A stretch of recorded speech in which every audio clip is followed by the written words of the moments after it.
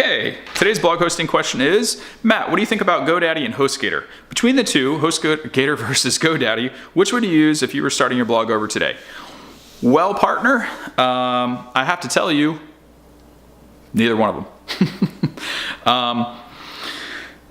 Geez, how do I put this nicely? I don't think there's any way to put this nicely.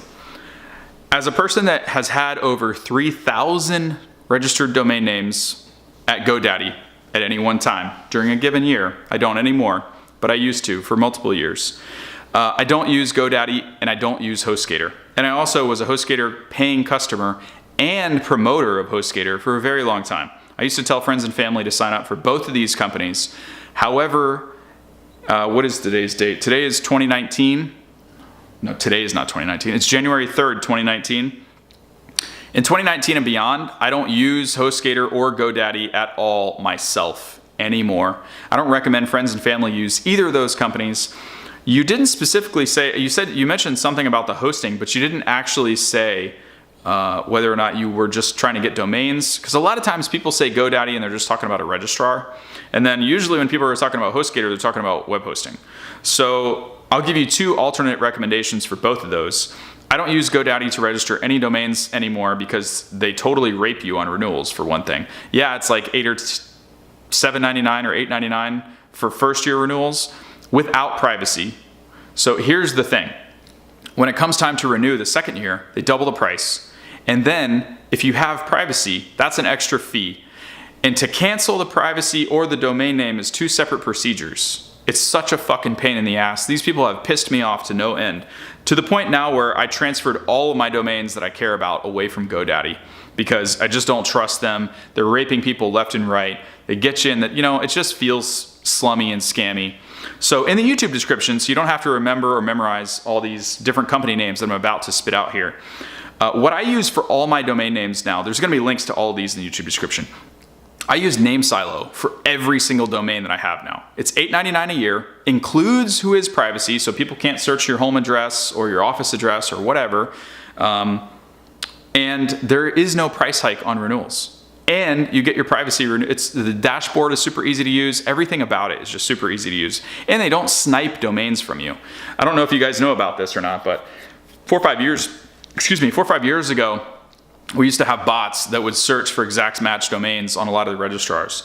And a lot of times the crawler, well, let's just say GoDaddy would harvest internally its searches and they would automatically register domain names that were valuable. And then they would sell them back to you on their auction platform that you had to pay to be a member of at a premium price.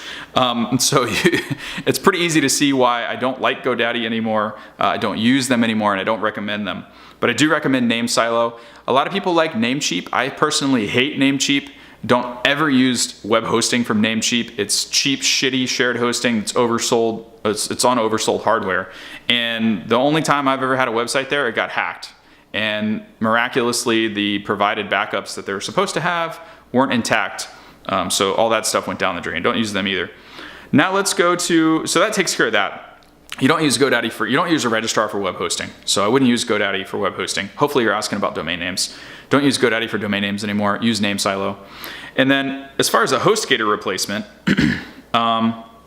I don't recommend Hostgator anymore either because they mandatorily started adding SiteLock, which is a spam scouring service that you don't need, that the cPanel server does itself anyway, which is totally fucking insane that people would charge you for this. But it's just a way to milk the customers for more money. I actually canceled my Hostgator account of like 8 years. I was an 8-year-old customer and I flat out canceled it when they said that this was not optional, or that actually what happened was they suspended one of my websites because SiteLock found something malicious, which is complete bullshit, in an effort to get you to sign up for the service and then rectify whatever was wrong with it. You can read reviews, you can scour the internet. There's tons of people on forums that have complained about this, just like I'm telling you now. It's happened to a lot of people, and pretty much all of us have ditched Hostgator now. They pretty much suck at this point. I wouldn't recommend them. The price isn't competitive, $11.95 a month for cheap shared hosting. I mean, you can get that at Bluehost or SiteGround. So I would recommend Bluehost if you're a beginner blogger that wants native English speaking phone support to host your blog. Use Bluehost. There's a discount code in the YouTube description.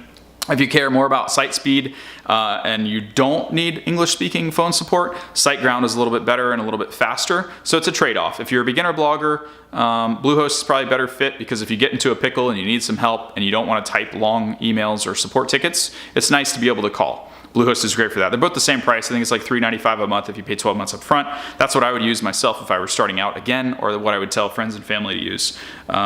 So yeah, Hostgator or GoDaddy, I don't use either of those anymore. I don't recommend them. I think they've both gone to shit. And those are the companies in the YouTube description that I recommend as a replacement. If I left something out, just let me know in the YouTube comments and I'll add it in another video. As always, this is Matt signing off from cleverleverage.com. I'll see you in next week's question.